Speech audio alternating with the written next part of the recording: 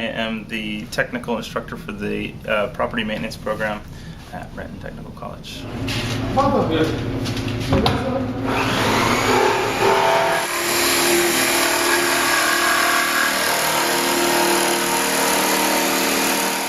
In the morning, we all meet in the classroom, and I do a general overview of how the day is going to be lined out.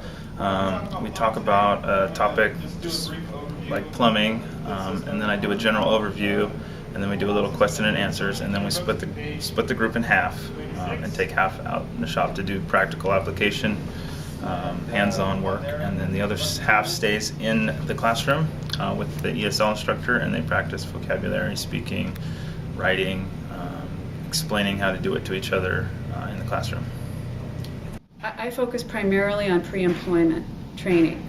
So one of the biggest pieces I find that holds people back, not only immigrants and refugees, but people, low-income people or people who haven't had much of a successful work history, is understanding how to get access to employment opportunities that provide opportunities. I focus on the culture of work, what it takes to be successful at interviewing, what it takes to be successful on the job and stay at the job, and the language that's required in order to get through that gate. They get to learn a variety of things. They get to learn basic electrical, basic plumbing, a lot of carpentry, painting, drywall repair, curb appeal, which is the outside of the properties, doing landscaping, making sure the property is nice and clean, pressure washed. They do gutter maintenance, exterior maintenance on windows and siding. And then they get to use a lot of different tools throughout the program and get comfortable using power tools. Some people have never had a job in their life. Some people come with a construction background already or a maintenance background already. One has an accounting degree from Egypt and has no hands-on experience at all. So there's people that's built their own house in their own country, but one thing they do come to find coming here is things are done a lot differently. We have codes, we have safety rules. We do things differently here in our country compared to theirs. My name is Mohammed Abdallah. I'm from Egypt. I have a 4-year degree in accounting, so the whole program is totally new for me. But I learned a lot. The whole program is useful for any person. He's gonna have his own house one day, so you know to do everything by your hand. You can understand the tools, how to use the electric tools, and the manual one also. And we work in groups sometimes. If we need practice, if we need help, as you see me and Vaid, sometimes he helped me, even Noor, and a lot of the students. It's also helping us to practice English, because we have to talk to each other, so we need to talk properly with each other so we can understand. So, like, I'm from the Middle East. We have people from Europe, Africa, Far East. So It's awkward. Yeah, exactly. So you can recut into it. You can cut into it this way. My name is Murtada Aziz. I am from Iraq. I have been 2 years ago. I've been 2 years in the USA.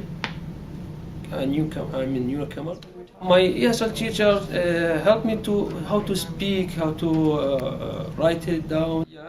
She helped me to write down any problem.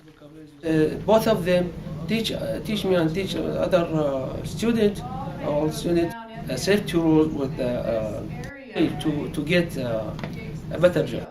What I like about the property maintenance program actually is my favorite ESL program to teach in is because it's authentic and it's contextual. So every bit of the language acquisition work that's being done is purposeful. And I find that the students actually improve rapidly because of that. Plus they're motivated because they have an end objective. It's not just the endless effort to try to acquire an additional language. There's specific objectives in mind. So my part here is I actually do have a background in the trade, so I feel confident and able to talk about the tools and processes.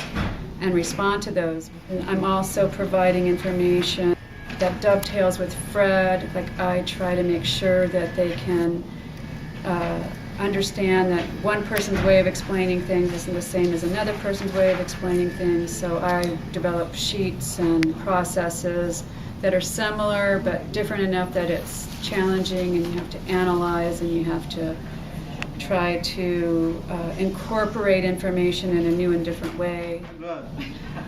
A lot of times the people have a lot of apprehension about failure or how to be successful. So actually a lot of what I do is I'm a cheerleader. I honor and I appreciate the struggles that they've already, the choices they've made, the struggles they've been through to bring their families to this culture. And I get to know them really well, and I work a lot with them to honor their previous experiences so that they can utilize those experiences and transfer them to their experiences here in the United States. Not only to be able to talk about them, but so that people can appreciate, you know, that this just isn't a person from another country who worked as a farmer. This is a person who had incredible resourcefulness and can do pretty much anything because that's what they had to do. These guys, a lot of these guys come from nothing, and they're just very, very thankful that they're being taught a useful skill that they can apply to the job to support their families. Teaching people from other countries that they're just a lot more grateful and appreciative of the information they're getting, the help they're getting. It's really rewarding. Teaching in a technical ESL program like this is a way for people to have lower level English skills but access higher level employment opportunities. That's its greatest asset.